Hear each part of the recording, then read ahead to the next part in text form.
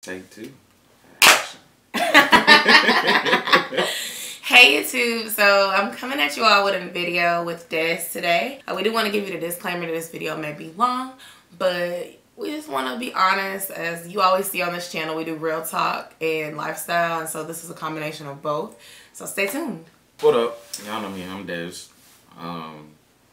This story is kind of the culmination of the last 2 years. March 9th, 2016, I started my first day at Fulton County as an admin assistant 2 in the family division. So basically I was working with domestic violence court and child support. That job I actually loved because I got to help people. As black people, we don't have too many people that help us for free. We don't have that. We don't get the luxury of being able to sit down and talk to somebody. Well, what are my options? What can I truly do? And it's free. You don't get that option very often. So when I took the job after about a month and a half, I realized, yo, you're doing a community service and getting paid for it, because these people who come to this window who look like you, who talk like you, who act like you get to help them. So when I first got hired for the job, I was happy because I had just finished working. I was working part-time at a shoe store, and my monthly check was pretty much going to my car note and my car insurance. And my funds were getting tight, so when I got hired there, it was like, okay, cool, I can breathe, I can have weekends off, I don't have to keep working at the store if I don't want to. And it was all well and good, but flip side of that, I was with my ex at the time. We had been dating for a little bit over 2 years, but it was getting to the point, it was a long distance relationship, and it just wasn't healthy anymore. And basically was like, yo, this ain't working out, like, I'm not happy, our connection ain't there no more, you don't seem to be happy. Let's take a break for a month. Got a call the next month, broke up over the phone. We break up, and my coping habits at that point were not healthy. I felt like with everything I had did, with everything I was willing to do, with all the sacrifices I'm making, for it to end that way, not to even end face to face, that was just like jabbing the knife in and turning it just a little bit. Because it was like, damn, I felt like the least we could do is break up face to face. Getting past that, I'm drinking like a fish, and basically what happens is my birthday is July 7th. I'm coming from a kickback on July 9th, and I get pulled over for a DUI. And at that point, yeah, I was in Henry County, so when they pull you over for a DUI, whether you drunk or not, you going to jail. So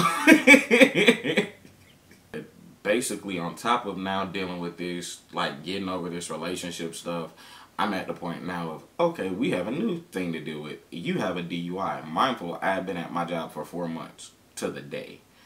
Fulton County has a 6-month probationary period. So at that point, I could have been fired. At that point, like, I'm hitting the ground running at work. I'm trying to learn everything I can learn. I'm trying to be like this model employee, and not just because, yo, I want to, like, it's because I really want to take pride in what I'm doing, because I like what I'm doing. And I'm helping people who look like me in the process. So in doing that, it's like, okay, let's hide this DUI. We're finally getting to the tail end of getting over that relationship, so that's cool. And yeah, let's deal with that. And one day, homie Devin called me up and was like, yo, I got this kickback I'm supposed to be making these drinks for, and I can't make it, can you go? I'm like, yeah, I can go. Cool, why not? And I go, and that's where I met Yosha. And the thing is, at that point, I thought I was doing a little bit better. I was still drinking like a fucking fish. And it wasn't getting any better, but in talking to Yosha, it was like, cool. I got to have a conversation with her that night, and I think she did too, where I got to kind of get a lot of stuff off my chest. In the beginning of us getting cool and becoming friends, I'm still battling this DUI. And she doesn't know about the DUI. Upon pleading guilty with the DUI, I served 8 hours when I went in and got arrested. I had to finish another 16. So we're talking, and we talk from sun up to sundown and even after. And one night I'm basically like, I have to go back in and do these last 16 hours in jail. And I come up with this bullshit story. Yosha, I'm tired. We've been talking a whole lot. I'm finna take a sleeping pill and take some NyQuil, and I'm gonna go to bed. If I don't text you back, I'll text you back in the morning, charge it to my head, not my heart. I'm tired. And I get off work at 5. I'm at Henry County by 6:15. And they're booking me in and putting me in a holding cell at 6:30. And I'm sure Yosha can tell you what she was thinking, but at the time I was like, I cannot tell her about this DUI just yet because we're talking about a lot of stuff, but this goes into a completely different realm of where you're gonna be. But when he hit me with, I'm really tired. I haven't been getting a lot of sleep the last few days. So when I get home from work, I'm going to take a sleeping pill. It didn't sound right anyway. I was like, what? He's finna go fuck some bitches. Like, he don't want me calling him because he finna go meet up with his ex or he finna go do something. Yeah, so he doesn't want me to, like, call him. But okay, he's not my man yet. Whatever. So, I mean, he did contact me the next day, but it was kind of, like, weird. But I didn't know him well. I will say now, like, especially after dating and getting engaged and we done lived together and we've experienced a lot of ups and downs, I've learned this and I always wanted to ask about that. So when he told me that he had to spend 16 hours in jail because he recently told me before we started filming. And I was like, was it that day you said you took sleeping pills? Because you don't even like to take medicine. Like, his head will hurt, and I'll be like, here's an ibuprofen, and he won't take it. And he doesn't like taking pain pills, none of that. So I'm like, you took a sleeping pill, but you don't like pain medicine? So I kind of knew it was something. But it clicked when he said he had to spend time in jail. Like, you wouldn't have been able to answer my call if I called. I can relate, not because I have a DUI, but because y'all know my story about what happened with my relationship. So I was embarrassed as well about things that I had in my past. And I had things that I wanted to tell him, but I wanted to wait because I didn't feel like it was worth sharing in the early stages of a friendship if we may not end up being friends 3 or 4 months later. But as we got more serious, we felt more comfortable with each other. And at that time, we did expose our truths.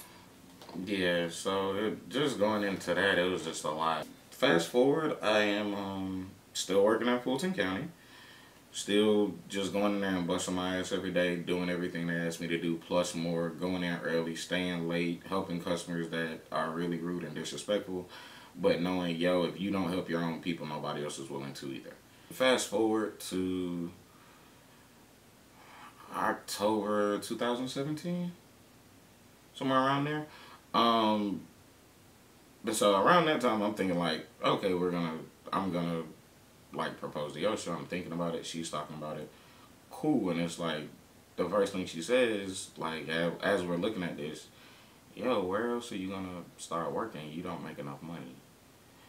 And no lie, that kind of hurt a little bit because I knew I wasn't making enough money, but I love that job so much. Like, we helped everybody. There was no discrimination. And I felt great in that because it was like, yo, you really are for the people. You have to help these people. That's what you get up and do every day.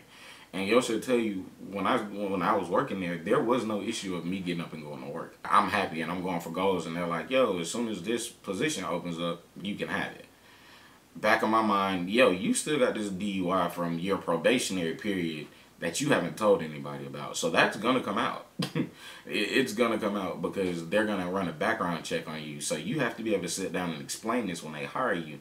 And I hope that not only will you not lose that opportunity, that you won't lose your job for not coming forward to HR and telling that. So that's all in the back of my head. But me being me, I'm like, yo, I'm going to deal with that when we get to it. But right now, I want to get to this spot because I know that I'm qualified for it. I know I work hard enough for it. And I know you can put me up against anybody who had the same position I had in that building. And it ain't too many people you could tell me that was going to be better at me than doing my job. It just wasn't. I took a lot of pride in that job. And basically, what happened is one of my coworkers, a couple of months later, gets an offer and she goes starts a new job. And one of my other coworkers is about to start a new job too. And I'm sitting there with my boss and I'm like, yo, everybody's leaving. And you know I'm getting married towards the end of the year. I gotta have more money to be able to pay for stuff. Yeah, we're supposed to be getting raises, but y'all kind of been playing with money. That ain't a guarantee. Like, I can't bank on that. And the first thing she said was, yo, just give me to July. Just give me to July till the raises kick in. Can you at least just give me until July? And I was like, you know what? I'll give you until July. And I'm not even mad. Like, I'm still going in there busting my butt. I'm still helping other judges. I'm still staying late and doing everything else and putting up with new rules and stuff that's stifling me and a little bit of freedom I got at work. They trying to snatch. And I'm just like, you know what? End goal. What's the end goal? What's the end goal? What's the end goal?